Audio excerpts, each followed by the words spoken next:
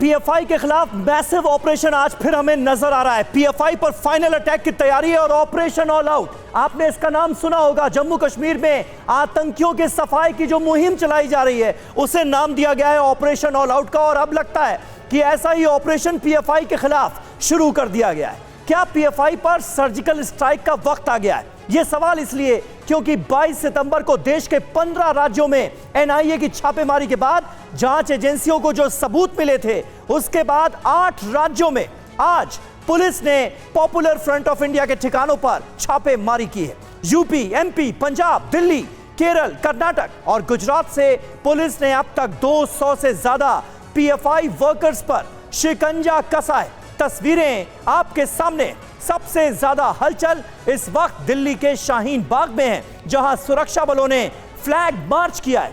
Police और प्रशासन को अंदेशा है कि धरने और प्रदर्शन की आड़ में हिंसा फैलाने का काम किया जा सकता है, इसलिए सारी जरूरी सतर्कता बरती जा रही है इस वक्त। और आपको इस बीच ये बता दें, दिल्ली में बड़ी साजिश का खुलासा हुआ है, जहां सबसे बड़ी खबर यह है कि दिल्ली में हिंसा फैलाने के अब सबूत भी हाथ लग चुके हैं। सूत्रों के हवाले से इस वक्त की ये सबसे बड़ी खबर, जहां दिल्ली में हिंसा फैलाने के सबूत हाथ लगे हैं। दिल्ली में हिंसा की प्लानिंग कैसे की जा रही थी, इसकी एक एक डिटेल आपके सामने होगी, लेकिन इस बीच ये बता दें कि संवेदनशील दस्तावेज के साथ साथ इलेक्ट्रॉनिक उपकरण भी अब बरामद किए जा चुके हैं, जिसके आधार पर इस पूरी साजिश को लेकर हो रहे हैं कई बड़े खुलासे। साथ ही जांच एजेंसी की सूचना पर कार्रवाई भी अब शुरू हो चुकी है। तो लगातार हो रही छापेमारी के बाद जिस तरीके से कई बड़े खुलासे हो रहे हैं, उसके तहत इस वक्त की ये सबसे बड़ी खबर, जहां दिल्ली में हिंसा फैलाने के अब सबूत भी हाथ लग चुके हैं। और यही सबसे बड़ी वजह है कि अब जगह जगह एहतियात बरतते हुए पूरी तरीके से एक्शन मोड में है सुरक्षा कर्मी।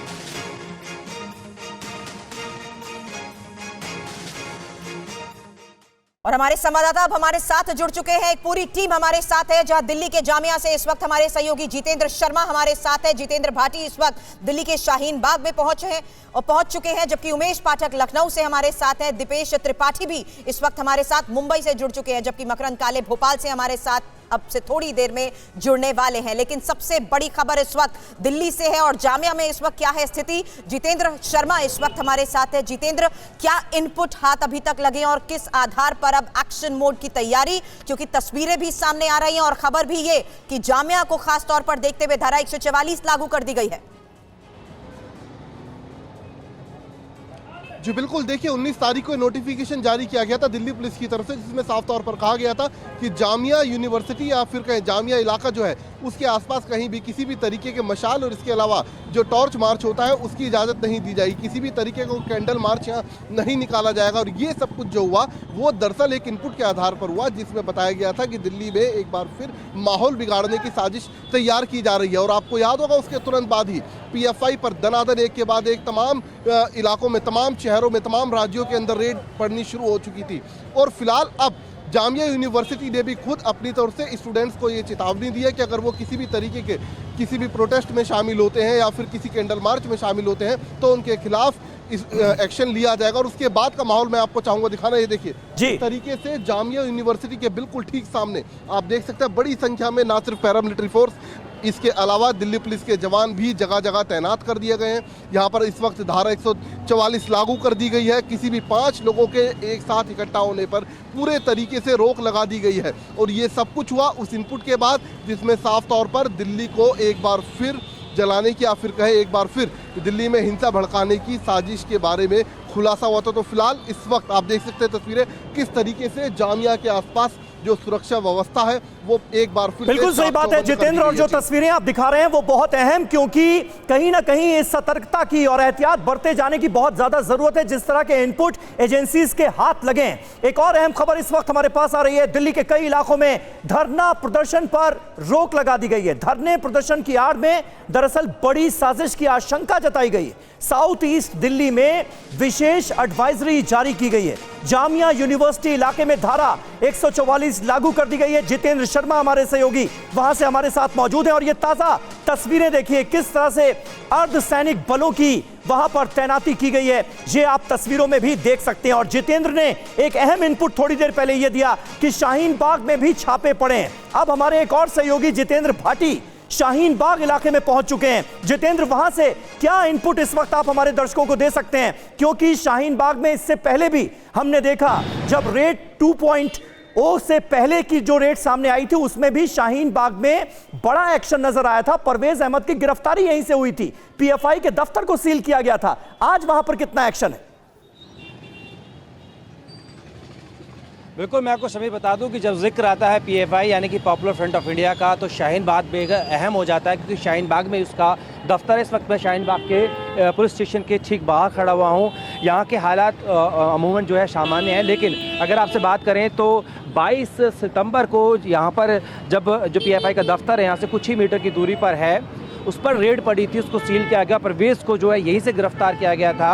अब ऐसे में उसी का आगे का एक्सटेंशन है। एक्सटेंशन इस तरीके से है कि दिल्ली पुलिस को लोकल इंटेलिजेंस और जांच एजेंसियों की जो कि 22 तारीख को रेड पड़ी थी, इनपुट मिला था कि दिल्ली की आबो हवा या के माहौल को ख़राब करने की कोशिश की जा रही है और ऐसे में आड़ लिया सकते हैं, क्योंकि त्योहारी सीज़न भी है और साथ ही साथ जो है धरने प्रदर्शन की आड़ में बड़ी वारदात को अंजाम दिया सकता है। उसके बाद ये रेड की गई है। हालांकि यहाँ के अभी जो हालात है बिल्कुल सामान्य है, लेकिन जो पिछली कहें जो बीती रात है, दिल्ली में 4 जगहों पर रेड पड़ी है और दिल्ली पुलिस ने तकरीबन 32 लोगों को अपनी हिरासत में लिया है। लेकिन बड़ी बात अहम यही है कि दिल्ली पुलिस को जो इनपुट मिला था कि दिल्ली के माहौल को ख़राब करने की कोशिश जो है वो हो सकती है, उसके आधार पर ही ये रेड डाली गई। इसमें सूत्र हमारे ये बताते हैं कुछ एविडेंस जो है इलेक्ट्रॉनिक या दूसरे तरीके के एविडेंस जो है वो दिल्ली पुलिस को मिले हैं। अब उनकी जांच की जा रही है ताकि पता लगा सके कि जांच की जाना बहुत जरूरी भी है जितेंद्र, क्योंकि जिस तरीके के खबरें आ रही हैं उसके मुताबिक तमाम साजिशों को लेकर भी बड़े खुलासे हो रहे हैं और यही वजह है कि इस वक्त एक और बड़ी खबर दिल्ली से है, जहां दिल्ली में ही पीएफआई पर हुई रेड को लेकर बड़ी खबर यह है कि शाहीन बाग में अब अर्धसैनिक बलों का फ्लैग मार्च भी शुरू हो चुका है। तस्वीरें लगातार TV9 भारतवर्ष आपको दिखा रहा है। हमारे सहयोगी जितेंद्र शर्मा ने भी हमें बताया कि हालात को देखते हुए किस तरीके से अब एक्शन मोड में है और पुलिस साथ ही थोड़ी देर में दिल्ली पुलिस कमिश्नर की एक प्रेस कॉन्फ्रेंस को लेकर भी बड़ी खबर हमारे पास है। हालांकि इस रेड के बारे में जानकारी पुलिस कमिश्नर की तरफ से जिस तरीके से मीडिया के सामने जानकारी साझा की जाएगी, TV9 आपको एक अपडेट देगा। लेकिन इस बीच अलग अलग राज्यों में जारी छापेमारी के तहत हो रहे बड़े खुलासे और साथ ही दिल्ली से आ रही ये ताजा तस्वीरें आपके सामने। देखिए, कहा यह जा रहा है कि पीएफआई के पाप का होगा पर्दाफाश। 200 से ज्यादा लोगों को डिटेन किया गया है देश के अलग अलग राज्यों में और पीएफआई पर एक्शन को लेकर आज की एक और बड़ी खबर। अब तक 247 लोग, देखिए अब फाइनल आंकड़ा जो अब तक का है वो हम आपको दिखा रहे हैं। 247 लोगों को अलग अलग राज्यों में डिटेन किया गया है। एनआईए के इनपुट पर स्थानीय पुलिस और एटीएस का ये एक्शन नजर आ रहा है और सबसे ज्यादा लोग कर्नाटक से हिरासत में लिए गए, 72 इनकी संख्या बताई जा रही है। यूपी में 44, महाराष्ट्र में 43 लोगों से हिरासत में लेकर इस वक्त अलग अलग टीमें पूछताछ कर रही हैं। इससे पहले बड़े पैमाने पर पीएफआई के खिलाफ जो मैसिव क्रैकडाउन हुआ था एनआईए का, माना यह जा रहा है कि उसमें तमाम ऐसे इनपुट, जानकारियां, सबूत हाथ लगे हैं एनआईए की टीम को, जिसे साझा किया गया है लोकल पुलिस से और उन सबूतों के आधार पर अब लोकल पुलिस अलग अलग जगहों पर एक्शन में नजर आ रही है। पीएफआई के खिलाफ बड़ा एक्शन आज भी नजर आ रहा है। अब कहां कहां पर पॉपुलर फ्रंट ऑफ इंडिया के खिलाफ एक्शन हुआ है वो हम आपको मैप के जरिए दिखाने की कोशिश करते हैं। ये देखिए, ये वो तमाम राज्य हैं जहां पर एक बार फिर बड़े पैमाने पर हम छापेमारी की कार्रवाई को अंजाम होते देख रहे हैं। दिल्ली, पंजाब, उत्तर प्रदेश, गुजरात, आंध्र प्रदेश, कर्नाटक, केरल और लगातार ये वो तमाम राज्य हैं जो कि निशाने पर हैं। इससे पहले भी जब मैसिव क्रैकडाउन हुआ था, बड़े पैमाने पर रेड मारी गई थी, तो यही वो राज्य थे जहां से बड़े पैमाने पर गिरफ्तारियां हुई थी। 106 लोगों को इन्हीं राज्यों से गिरफ्तार किया गया था और अब इन राज्यों में एक बार फिर पुलिस की टीमें एक्शन में नजर आ रही हैं, एटीएस की टीमें एक्शन में नजर आ रही हैं और पीएफआई के कार्यकर्ताओं को हिरासत में लिया गया है। 247 पीएफआई के वर्कर्स अलग अलग जगहों से अब तक डिटेन किए जा चुके हैं। बिल्कुल, और जांच का दायरा जिस तरीके से बढ़ रहा है उसके तहत हमने इस मैप में देखा समीर किस तरीके से असम, महाराष्ट्र और मध्य प्रदेश का नाम भी शामिल किया जा चुका है। लेकिन इस बीच बड़ी खबर हमारे पास उत्तर प्रदेश से है, क्योंकि यूपी के कई जिलों में पीएफआई के नेटवर्क को लेकर जिस तरीके से छानबीन की जा रही है उसके तहत कई बड़े कनेक्शन सामने आए हैं। अब लखनऊ से सबसे पहले खबर है, जहां पीएफआई कनेक्शन पर 2 ठिकानों पर रेड की गई। लखनऊ में 2 संदिग्धों से लगातार हो रही पूछताछ को लेकर भी एनआईए की तरफ से इनपुट मिल रहे हैं। जहां और साथ ही बता दें यूपी के बहराइच और बाराबंकी में भी एटीएस की रेड को लेकर बड़ी खबर है। इसके अलावा मेरठ, बुलंदशहर, वो भी ऐसी बड़ी महत्वपूर्ण जगहें हैं जहां पर पीएफआई के ठिकानों पर एटीएस की रेड जारी है। इसके अलावा गाजियाबाद से 12, मेरठ से 3 पीएफआई सदस्यों के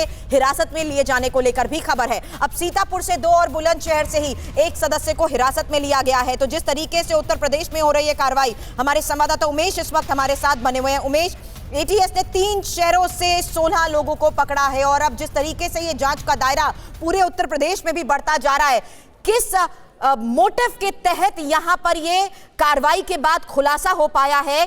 क्या ऐसे दस्तावेज बरामद किए गए हैं? किस आधार पर इनको हिरासत में लेकर हो रही है पूछताछ? देखिए, 2 दिन पहले वसीम को गिरफ्तार किया गया था, जो कि पीएफआई का स्टेट हेड था, यानी उत्तर प्रदेश का हेड था, और उसके पास से तमाम डिजिटल दस्तावेज बरामद हुए थे। और साथ में बात ये भी सामने आई थी कि यूपी की जो विधानसभा है उसकी उसने रेकी भी की थी। इस समय फेस्टिव सीजन चलने वाला है, तो ऐसे में जो एनआईए है, एनआईए के इनपुट के आधार पर पहले एटीएस और अब एसटीएफ भी इसमें जुड़ गई है, जो कि लगातार कार्रवाई कर रही है। अगर बात की जाए गाजियाबाद से, तो 12 लोगों को गिरफ्तार किया गया है। बुलंदशहर से 1 शख्स को गिरफ्तार किया गया, 3 लोगों को मेरठ से गिरफ्तार किया गया है। इसके अलावा सीतापुर से 2 लोगों को हिरासत में लिया गया है। कुल मिलाकर अगर बात की जाए तो आज की अगर कार्रवाई की बात की जाए तो 18 लोगों को हिरासत में लिया गया है। और पिछले 3-4 दिनों की बात की जाए तो लगभग 44 लोग ऐसे हैं जिनको हिरासत में लिया गया है। सबसे पूछताछ की जा रही है। 5 मुकदमे इसमें दर्ज कराए गए हैं और यूपी एटीएस के अलावा एसटीएफ की टीम इसमें लगी हुई है। और जिन लोगों को हिरासत में लिया गया है उनको लेकर के पूछताछ की जा रही कि आखिर उनका मोटिव क्या था। बात ये भी सामने आ रही है कि टेरर फंडिंग को लेकर के लगभग 100 करोड़ रुपए के आसपास जो वसीम और उसके साथ के लोग थे उनको फंडिंग कराई गई थी। ये फंडिंग कहाँ से हुई थी उसके बारे में पूछताछ की जा रही है। साथ ही साथ जो जिस तरह से फेस्टिव सीजन आने वाला है उसको लेकर के आखिर क्या कुछ इनको करना था, क्या इनको निर्देश दिए गए थे, क्या इनकी योजना थी, उसके बारे में भी पूछताछ की जा रही है। एक बड़ा सवाल यहाँ पर समीर इस बीच ये खड़ा हो रहा है, क्या अलग अलग राज्यों में अलग अलग एजेंडे के तहत यहाँ पर ये एक्टिव थे? ये महत्वपूर्ण सवाल है। बिल्कुल। और इस बीच देखिए एक और अहम खबर हमारे सामने है महाराष्ट्र से। महाराष्ट्र में एसडीपीआई की प्रेस कॉन्फ्रेंस से पहले रेड मारी गई है। ये बड़ी जानकारी अब निकलकर सामने आ रही है। प्रेस कॉन्फ्रेंस करने वाले ही हिरासत में लिए गए हैं महाराष्ट्र में। महाराष्ट्र में पीएफआई से जुड़े 44 लोगों को इस वक्त डिटेन किया गया है। नांदेड़, सोलापुर, जालना और परभणी से इन तमाम लोगों को हिरासत में लिया गया है। ठाणे, मराठवाड़ा में भी पीएफआई के खिलाफ रेड जारी है। लेकिन बड़ी जानकारी यह मिल रही है कि एसडीपीआई, जो कि पॉपुलर फ्रंट ऑफ इंडिया की पॉलिटिकल विंग है, उसकी तरफ से एक प्रेस कॉन्फ्रेंस की जाने वाली थी और जो लोग प्रेस कॉन्फ्रेंस करने वाले थे उन्हें हिरासत में लिया गया है। दीपेश त्रिपाठी हमारे संवाददाता इस वक्त हमारे साथ मौजूद हैं। दीपेश, ये बड़ी जानकारी इस वक्त सामने आ रही है, यानी एसडीपीआई जो कि पीएफआई की पॉलिटिकल विंग है, उससे जुड़े लोगों को भी महाराष्ट्र में हिरासत में लिया गया है। जी हाँ, बिल्कुल।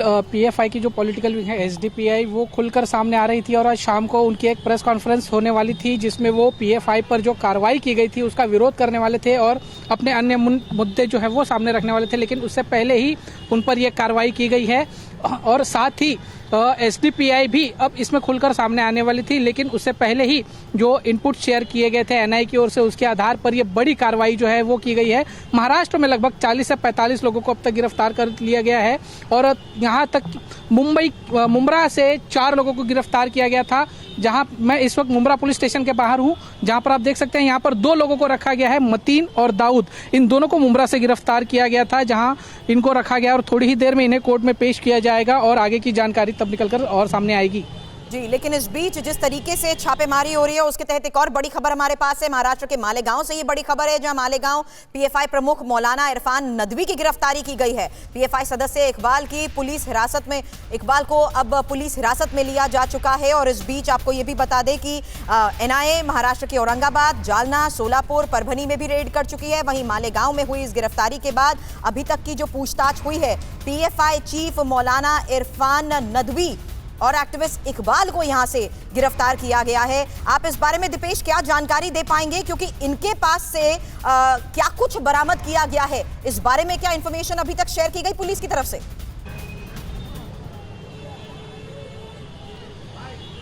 जी, सुबह ही इनको गिरफ्तार किया गया है दोनों को, और ये दोनों की पूछताछ जो है वो अभी भी चल रही है। इनकी डिटेल इंक्वायरी जो है वो पुलिस की ओर से की जा रही है।